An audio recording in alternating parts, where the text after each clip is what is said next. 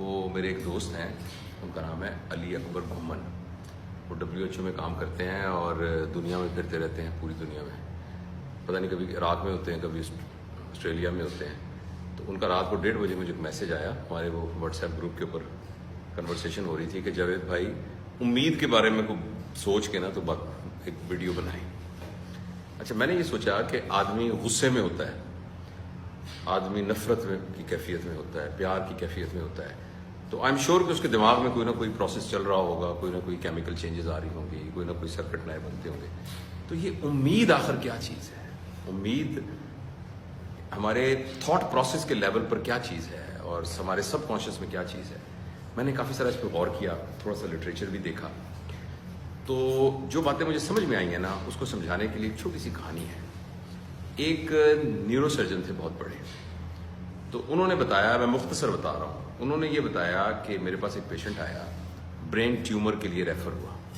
جب میں نے اس کو دیکھا تو ایک دم میں حیران رہ گیا. وہ میرا اپنا ایک جاننے والا تھا, دوست تھا, جو کہ میرے ساتھ ٹینس کھیلتا تھا. اور میں نے اس کو آج تک نہیں بتایا تھا کہ میں نیورو سرجن, کلب میں ہم اکٹھے کھیلتے تھے, وی ور ٹینس پارٹنرز. تو وہ دیکھ کے مجھے حیران ہو گیا کہ یار تم نے کبھی بتایا نہیں. تو میں نے اس کو دیکھا تو میرا اس کے ساتھ ایک تعلق بھی تھا. جب ڈائگنوز کیا تو پتہ لگا اس کا ایک برین ٹیومر ہے. خیر وہ سارے پروسیس سے گزر کے تو میں نے اس کو آپریشن کر دیا. آپریشن اس کا ٹھیک ہو گیا, ہماری دوستی اور پکی ہو گئی. جو میرا ایک پروفیشنل ریلیشن تھا وہ اپنی جگہ پہ تھا. وہ مجھے پوچھتا تھا کہ یار میں ٹھیک ہو جاؤں گا؟ تو میں نے اسے کہا ٹھیک ہو جاؤ گے. کہتا وہ کچھ عرصے کے بعد پھر اس کو دوبارہ ریکرنس ہوئی برین کے اندر. جب ریکرنس ہوئی تو پھر اس نے مجھ سے پوچھا کہ یار میں ٹھیک ہو جاؤں گا؟ تو میں نے کہا یار انشاءاللہ ٹھیک ہو جاؤ گے. نہیں انشاءاللہ تو میں کہہ رہا ہوں کہ ٹھیک ہو جاؤ گے. تو انہوں نے کہا کہ ہم نے جب علاج کیا پتہ لگا تو انہوں نے کہا جی اس کی ری سرجری کرنی پڑے گی. تو وہ بڑی ٹیکنیکلی بڑی مشکل سرجری تھی, میں نے وہ سرجری بھی اس کی کر دی. تو پھر مجھے پوچھا یار مجھے سچ بتاؤ میں ٹھیک ہو جاؤں گا؟ میں نے کہا ہاں یار تو ہو جاؤ گے. کہتا اس کے کچھ عرصے سال 6 کے بعد اس کو پھر دوبارہ ریکرنس ہوئی اور اس کے میٹاسٹیسس جو ہیں وہ باڈی میں پھیلے اور جگہوں پر گئے. تو ہم نے یہ فیصلہ کیا کہ اس کو ریڈیو تھراپی دی جائے. تو کیمو تھراپی اور ریڈیو تھراپی دی جانے لگی. تو اس نے مجھے کہا کہ مجھے اب سچ بتاؤ کہ میں ٹھیک ہو جاؤں گا. میں نے کہا یار ہمت نہیں ہارنی, وہ کوشش کرتے ہیں ہم انشاءاللہ. لیکن کہتا لیکن میرے ذہن میں یہ تھا کہ اب یہ آہستہ آہستہ نیچے ہو رہا ہے. کہنا کچھ عرصے کے بعد ہمارے آنکولوجسٹ نے کہا کہ اب اس کو کچھ نہیں ہو سکتا, اس کے اسفنٹر پرابلم ہو گیا, پیشاب کی نالی ڈالنی پڑ گئی اور مسائل, اسپیچ کا مسئلہ ہونا شروع ہو گیا. تو کچھ بعد میں تو کہتا یار مجھے تم سچ کیوں نہیں بتاتے کہ میں ٹھیک ہو جاؤں گا کہ نہیں ہو جاؤں گا؟ تو میں اس کو کہتا تھا ہاں ہم کریں گے, ٹھیک ہو جائے گا, کچھ نہ کچھ ہو جائے گا. کہتا اسی دوران کے اندر نا اس کی حالت بہت غیر ہوتی گئی, بہت. پھر میں اس کے گھر بھی جانا شروع ہو گیا. پھر اس کی بیوی بھی کبھی کبھی میرے پاس آتی تھی.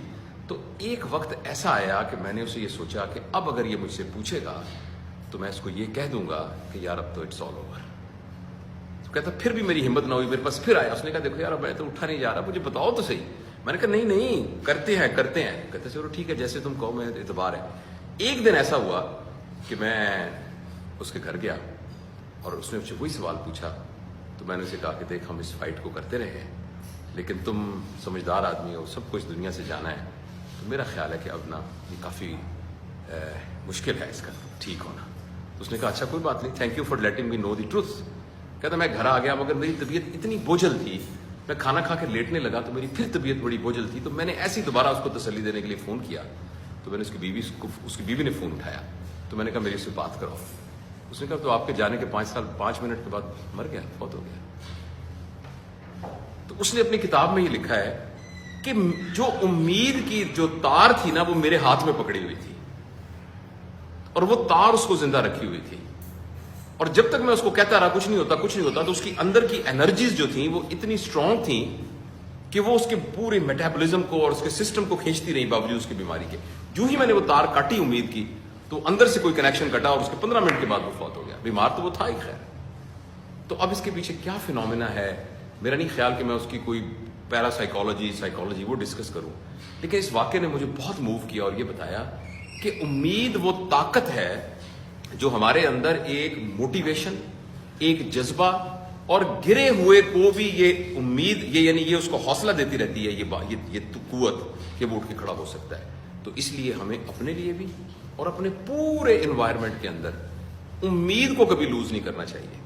اور اگر آپ نیٹ پہ لکھیں نا تو دیر از اے ماڈل, وہ ماڈل ہے کہ ویژن ہوپ ماڈل, کہ اگر آپ کا کوئی بھی ویژن ہے نا اس ویژن کے ساتھ ہوپ کا ہونا بہت ضروری ہے. جیسے ہم اکثر بیٹھ کے کہتے ہیں یہ ملک ٹھیک نہیں ہوگا, یہاں کا آوے گاوا بگڑا ہوا ہے, یہ عوام نے ٹھیک ہونا ہی نہیں ہے, یہاں جو مرضی کر لو ٹھیک ہوں گے ہی نہیں ہوں گے, نہ بابا یہ قوم ٹھیک ہونے والی نہیں ہے. تو یہ تو بنیادی طور پر یہ کہنا ہے کہ ہمیں کوئی امید نہیں ہے. اور جب ہم کہتے ہیں ہمیں کوئی امید نہیں ہے تو ہم بنیادی طور پہ وہ رسی کاٹ دیتے ہیں کہ جس کی بنیاد کے اوپر ساری کی ساری وہ کھڑی ہوتی ہے, پوری کی پوری ایک جو اسٹرکچر کھڑا ہوا ہوتا ہے.